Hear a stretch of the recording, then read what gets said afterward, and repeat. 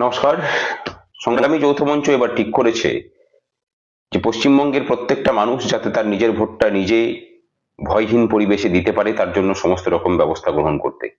এই উদ্দেশ্যেই আমরা এখন থেকে সাধারণ মানুষের সহযোগিতায় কাজ করব।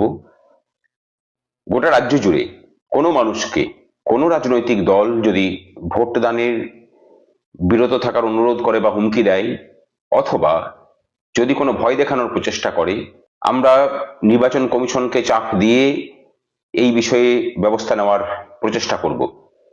একটা বিষয় আমাদের সকলকে বুঝতে হবে, দেশের মধ্যে পশ্চিমবঙ্গ একটা মাত্র রাজ্য যেখানে মানুষ তার নিজের ভোট নিজে দিতে পারে না।